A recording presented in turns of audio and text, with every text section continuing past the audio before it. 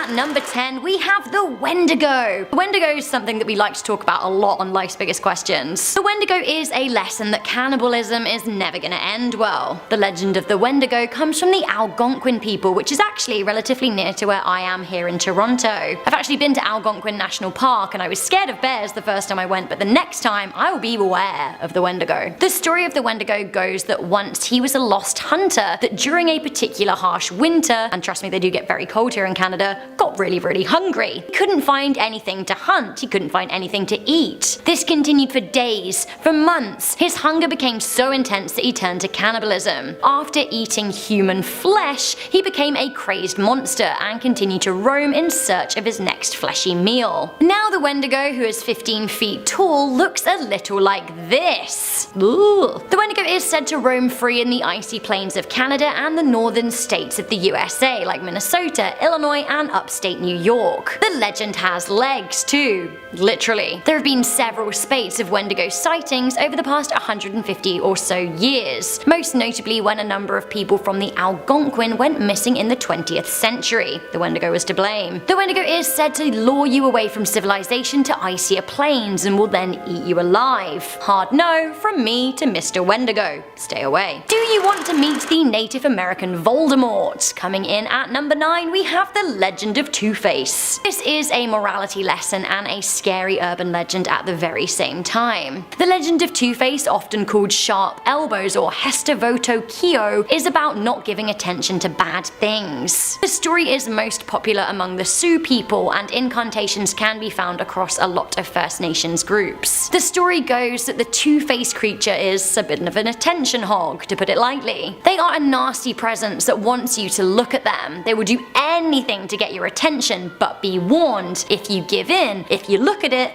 if you give it the attention it craves, it will cut you. Actually, though, it will cut you. One legend is often told about a heavily pregnant Sioux woman. She heard a voice behind her and intuition told her that she shouldn't look around. She was right. The strange voice tried even harder to get her to look, but still she did not. Later, she told her husband, and he was glad. He said that the voice had come from a malevolent creature that would appear to her 4 times. She must ignore it each and every time. If she successfully ignored it 4 times, it would leave her alone forever. Now it did appear twice more, and twice she successfully ignored it, but on the 4th time, things didn't go well. The 4th time came and she decided to have a peek at the creature. Curiosity got the better of her and she peered through a crack when she thought it was turned away. But what did she see? A ghoulish being with 2 faces and razor-sharp elbows. Its other face turned to look at her directly. It lurched out and cut her to shreds. Lesson being, never give in to negative voices no matter how hard they shout.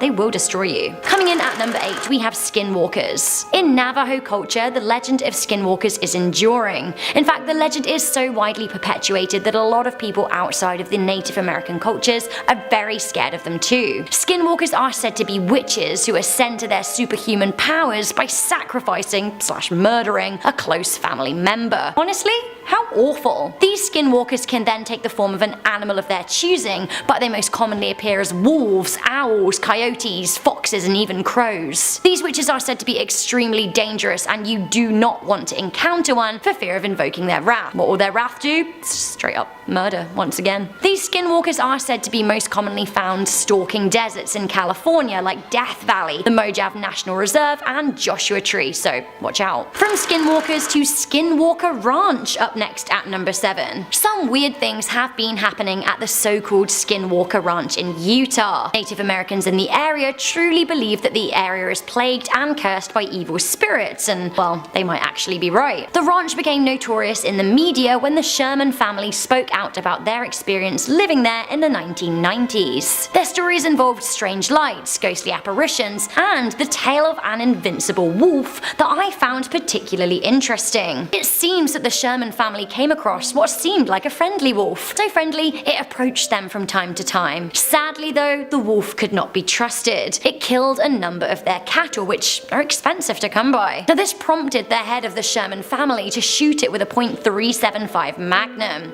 Nothing. It was struck again. Nothing. The wolf was shot several times more, but it simply walked away. Was this an encounter with a real-life skinwalker? Maybe. Coming in at number 6, we have stick people. Beware the stick people. While they may seem like cheeky pests, they're actually pretty malicious when threatened. The stick people are a legend from the Salish who live in British Columbia. They believe that in the woods there are a tribe of mystical people, stick people. They're a lot like other native tribes, but they're very elusive and they have mystical powers. They communicate by using bird and animal sounds. In the woods, it is said that they will disorientate wanderers with mind control powers. Tricksters, sure. The stick people are said to enter villages at night and mess with tribes, stealing their nets, eating their food, or simply just pulling down men's clothing. Classic. However, you never want to encounter a stick person face to face. This is why young First Nations children are warned never to enter forests alone. If you come across a stick person, they will feel very threatened, and the next time they enter a settlement, they will do more than steal food. They will actually steal children. They'll take the children as punishment and raise them as slaves. Coming into number 5, we have ghost sickness. In Native American culture, it is possible for a person to fall ill with something called ghost sickness. Navajo legend has it that ghost sickness can strike if a deceased person is not buried with the right rituals. If that is the case, the spirit of the deceased can become disruptive and make a living person ill. With ghost sickness, the sufferer will start having terrible dreams about the person who's died. They will become obsessed with their death. They will feel depressed and also physically weak. They may also start to hear voices. According to legend, the only way to recover from ghost sickness is to undergo a ritual performed by a religious leader, and often make adjustments to the burial of the dead to satisfy them. Okay, so let's talk a little bit more about the cause of ghost sickness. Up next at number 4, we have the chindi. So the chindi is said to be bad energy left over from a person who has died. The chindi is produced when a person takes their last breath. Actually, a lot of First Nations people believe it is much better for people to die out in the open, as it leaves more space for the chindi to disperse. Dying inside a house practically dooms that building to being haunted forever. The Navajo are so wary of invoking chindi that will actually get rid of a deceased person's possessions. Even saying a deceased person's name is a certain way to summon their bad energy. Just don't do it. Coming into number 3, we have the legend of the dust devils. Navajo people are watchful and wary of dust. Why? Well, because they're actually spirits interacting with the land in the form of a little whirlwind. Whether it's benevolent or malevolent depends on the direction the dust or dirt is spinning. In Navajo folklore, if you see dust spinning in a clockwise direction, everything's fine. But if it spins counterclockwise, well, you better have your wits about you, as you are in the presence of an evil entity. Giant disembodied heads, anyone? Sure. Coming in at number 2, we have the legends of the flying head. The flying head legend is most popular in Iroquois and Wyandot culture. Flying heads are thought to be produced from cannibals or from battles wherein people have physically lost their heads. Flying heads are giant, ravenous beings with neck-length hair. Do you want to see a depiction? I'm kind of here for them. I can imagine myself as like a giant ravenous head sometimes. Some descriptions even have them with bat wings, and they're said to have an insatiable hunger, so insatiable that they're often led to eat people. Nonetheless, no man-made weapon can kill them. The only way to be rid of them is to trick them into eating hot coals. Easier said than done, I think. Finally, coming into number 1, we have the owls. I really like this tale of how owls were created, and it's pretty scary and may make you feel not so great about our murderous feathery friends. As told by the Yakama, the story goes that there was once 5 sisters who lived in a cave. These sisters were no normal humans. In fact, they would eat vile things like frogs, lizards, snakes, and mice, things that other First Nations people simply wouldn't eat. Some even said that they would eat tribes people if they took a disliking to them. Were these 5 sisters the native equivalent of witches? Quite possibly. They seem to be in touch with a lot of bad energy and cause a lot of people a lot of problems. Luckily for the other tribes though, one by one the women died. Finally, everybody breathed a sigh of relief as the final sister drowned. You would think that would have been the end of it, but no. From one of her eyes, it is said that all owls were created. Sure, because owls. Now when you see owls, apparently they are a small part of the evil 5th sister, part of her soul that's always watching and waiting. But for what? Owls. Who knew? So thunder is a very big part of most Native American cultures, and this legend comes from the Cherokee. At number 10, we have the Thunder Boys. Okay, there are actually two concerning Cherokee myths and legends about thunder. One is a legend that involves so-called little people who cause sharp claps of thunder that can then cause lightning strikes near women, which then, in turn, causes them to be impregnated with another little person who's destined to be born and continue the lineage of small thunder people forevermore. Creepy, right? The most popular legend is of the Thunder Boys though, the sons of the first man who live in the Earth's cliffs, mountains and waterfalls. The Thunder Boys bring rain which also bless the Earth, but they can also choose to harm people and bring about mischief. I love a bit of mischief. How about you? Next up, a legend that is very close to my adopted home in Toronto. Coming into number 9, we have the Dragon of Lake Ontario. According to the Seneca people, there is a fire-breathing dragon that lives in the rivers and lakes of Canada, but most prominently in Lake Ontario, so I better watch out when I'm on the Toronto Islands over the summer. I might be snatched up by Gasienditha. Yes, it's a tongue twister and a big monster. Gasienditha was thought to have travelled to Earth in a meteor and landed in the lake that sits amid the border of the USA and Canada. The story of the dragon permeates both Native American and early settler history. Back when Toronto was called York and Canada wasn't even its own thing yet, European settlers noticed something going on in Lake Ontario. Was it a giant snake? Was it a trick to the eye? As the 1800s progressed and the city that would eventually become Toronto developed, more reports of a huge 30-foot snake in the lake just kept on surfacing. It seems the old Snakey in the Lakey liked to swim too. He was spotted in Kingston, Ontario, leading to the popular legends of Kingsty. Sure enough, the Seneca had called it long before the 1800s. Today, many cryptozoologists think that the lake monster could be some sort of relic plesiosaur, a large long-necked marine reptile still alive. The last time someone spotted Gasienditha was in the late 1960s. Is it still out there? Has anyone seen it?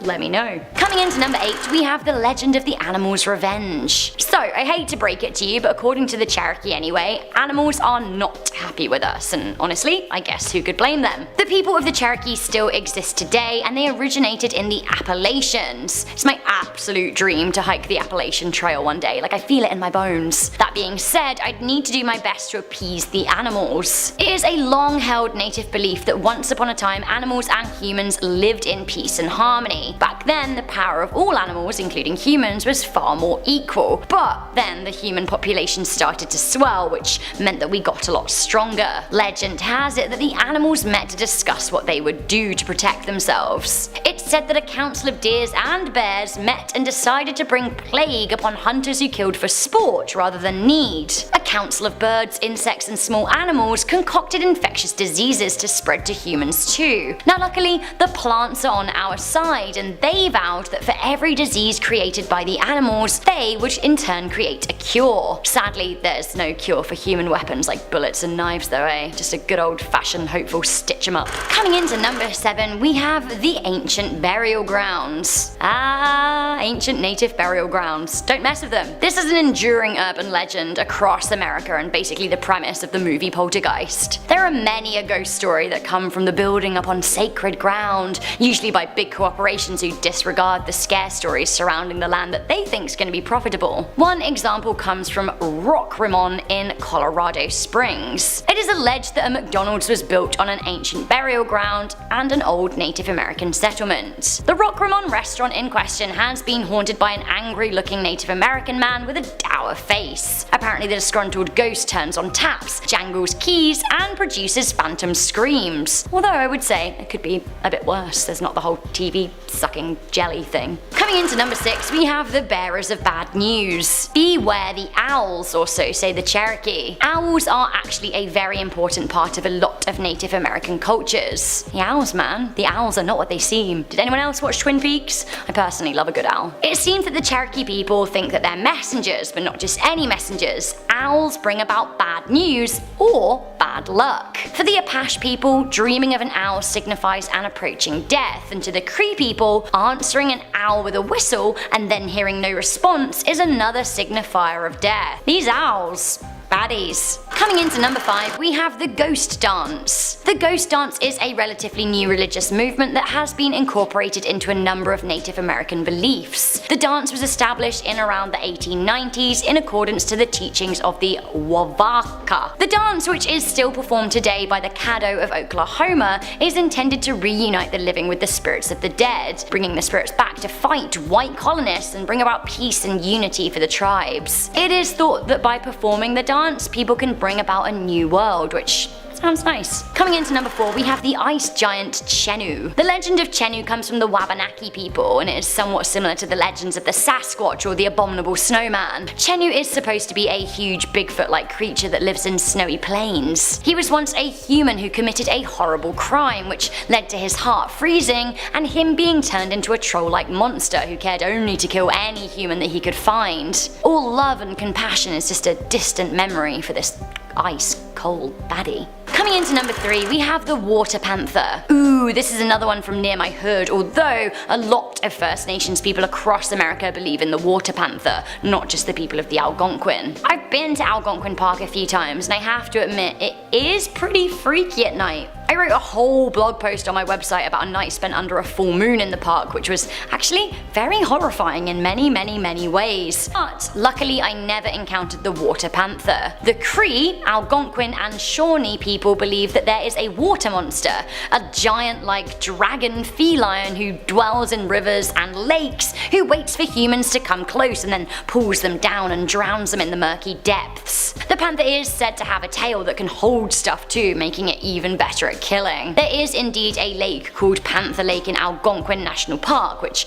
I feel like I should probably stay away from next time I do go back. I'd also probably stay away from Bandit Lake and Mouse Lake too, because ugh. Coming into number 2, we have the ghosts of Wounded Knee. The Wounded Knee massacre took place in Pine Ridge in Wounded Knee Creek on December 29, 1890. It seems that Spotted Elk, a leader on the US Army's list of troublemaking Indians, was stopped by officers who forced him to relocate with his people to Wounded Knee. The next morning, the US Army opened fire when one deaf member of a small Lakota tribe didn't relinquish his weapons. 23 United States soldiers died, mostly from their own friendly fire, and a whopping 153 Lakota, mostly women and children, were also killed too. These days it is said by those who still live and work around the cabins and community of Wounded Knee that they can hear the cries of women and children echoing through the canyon, especially in the winter.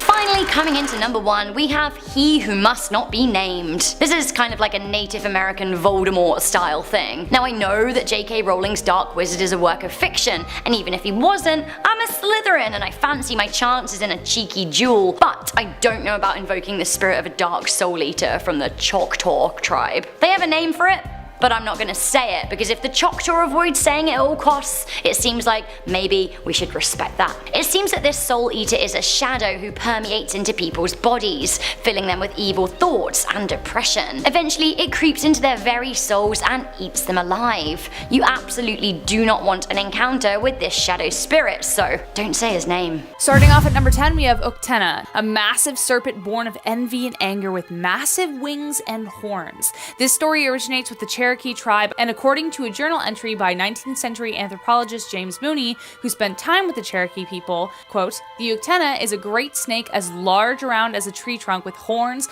on its head and a bright blazing crest like diamond on its forehead. Apparently, the diamond is the ultimate prize for every warrior, but if you gaze into it, you will be transfixed and drawn towards the monster instead of away. Legend has it the Uktena lives in isolated dark places like gorges, caves, and high mountains, so if you do hear something slithering up behind you, shield your eyes and run, unless you think the diamond is worth it." Coming in at number 9, we have the legend of the Kenonsitontes. Sign out, Googled like mad and couldn't find out the pronunciation, so I welcome correction, please. These creepy creatures belong to the Iroquois Confederacy, and what are they? Flying disembodied head with blazing fiery eyes and long knotted hair. Despite their lack of bodies, they seem to have a ravenous hunger for human flesh. We can't quite be sure what the exact origins are of this story, but some of the legends say that these heads were brought to life after a violent death in order to exact revenge on their killers. More specifically, the heads actually belong to the elders of a tribe that existed near the Secunda Lake. When due to famine, women, members of the tribe decapitated their elders when they refused to allow them to move towards more sources of food. The heads merged and became one massive demon head with wings, and it killed the whole tribe. Coming in at number 8, this story is one of the more famous ones and belongs to the spiritual tradition of the Algonquin First Nations. This creature is so terrifying that you can only say its name when there is snow on the ground, which surprisingly there is today, so that's good. The Wendigo is a powerful monster whose desire to consume and devour flesh knows no bounds. According to most lore, the beast originates as a man who transforms into the creature when they succumb to their greed and weaknesses. They also have the ability to infect other people and whole communities with evil. Some describe them as an emaciated form with skin stretched over their thin bones, while others describe it as a being so large due to its all-consuming power. They are also said to have superhuman strength, heightened senses, and can walk across deep snow and water without sinking. What's even creepier is that there are stories relating to the Wendigo scattered across history. Take this Jesuit document found in 1661, for example, which recounts the mysterious death of men who were seized with an ailment unknown to us, afflicted with neither lunacy, hypochondria, nor frenzy, but have a combination of all these species of disease, which affects their imaginations and causes them a more than canine hunger, makes them so ravenous for human flesh that they pounce on women, children, and even upon men. That's an actual quote. That's pretty creepy. Coming in at number 7, we have skinwalkers. One of the creepiest Navajo legends is the one about the skinwalkers, or the Yanaldushi. A skinwalker is a kind of witch that can take form of a coyote and live in caves where they store recognizable human heads so they can transform into them. They can cause sickness and practice a wide variety of dark deeds, which explains why you should be very afraid if one is after you. In an article written by Sean Reveron, he recounts the story his friend told him when he visited his grandmother, who always kept her curtains drawn. Her only explanation was that the Yendaloshi was watching her. The family dismissed it until one day his grandmother and his little brother were outside and she started shouting, "Get away from that creature, it's not safe." The rest of the family rounded the corner to see a massive dog staring at the little boy and the grandmother with a deep, dark intensity. The dog looked at the family briefly, huffed, and then walked away, but its eyes were a deep set of unnatural yellow, and what's more chilling is that this grandmother said next, "The Yandalushi has found me." She moved a few weeks later. Coming in number 6, we have the Qualupalik. This next one will send literal chills down your spine as it involves a terrifying creature that resides beneath the ice. The Qualupalik is a half-human, half-sea creature based in Inuit lore that usually is found in the icy waters of Alaska and northern Canada. They have long hair, elongated fingernails, and slimy skin, and are known for dragging curious victims down to their icy cave. Usually, they consume the young in order to stay youthful forever, stealing your youth away. It is said that you hear gentle tapping beneath the ice. You should stay away.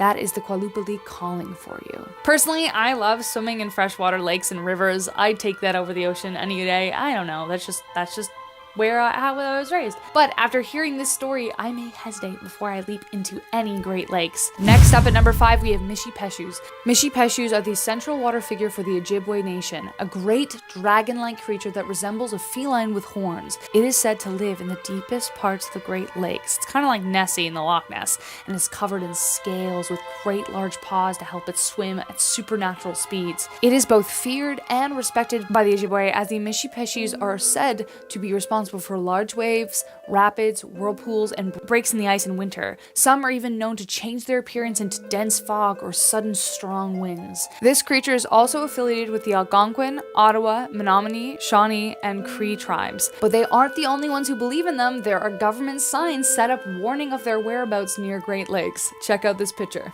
This next story is super creepy and we're coming in at number 4. Sometimes there is nothing more freeing than taking a long, beautiful drive at night, unless you're Edwin Mata and his father driving through the Navajo Reserve. Coming in at number 4, we have one of the most terrifying night drives ever. When Edwin was young, he and his father were driving home back to Window Rock, Arizona, when suddenly his father stopped talking, told him not to look out the window, and started speeding down the road. But, of course, curiosity got the better of him, and though at first he saw nothing, suddenly there was a pair of glowing red eyes that caught his attention in the rearview mirror. The eyes got closer and closer, then disappeared a moment before an animal of some kind leapt out in front of their truck. Luckily, his father gained back control, but Mata will never forget what he saw. A creature like a coyote, but larger with matted fur, and even stranger, it was wearing clothes. Torn jeans and a black t-shirt. When they got home, they locked the doors, and to this day, Mata and his father have never spoken about it. But Edwin still hesitates to drive at night on the reservation. Could it have been a skinwalker, the ones that we talked about? Who knows? Coming in at number 3, this next story was shared by Lakota journalist Tom Diego and also comes from Pine Ridge Reservation, specifically the Holy Rosary Mission School, now known as Red Cloud. This place was definitely haunted, from organs playing by themselves at night to waking up to headless nuns at the end of their beds. One reason for so many terrifying occurrences could be that the devil is in the graveyard. Tom recounts the story of a Jesuit priest awaking one night to see a glowing fire in the graveyard. When he went to investigate, they discovered the image of the devil glowing brightly on one of the tombstones. Once the fire was put out, they tried to chisel the image of the devil off of the stone, but to this day, the tips of the horns are still visible. How creepy is that? You know those moments when you see something at the corner of your eye and you're sure you saw it, but when you go to look, there's nothing there? This next story was shared by Kiowa writer Robert Chinate and comes from the Pine Ridge Reservation also. One really hot day in August, Robert was placing offerings on his mother's front porch and had just returned to the east side of the house to return materials to the earth. But then, Robert caught movement in the yellowed grass field at the corner of his eye.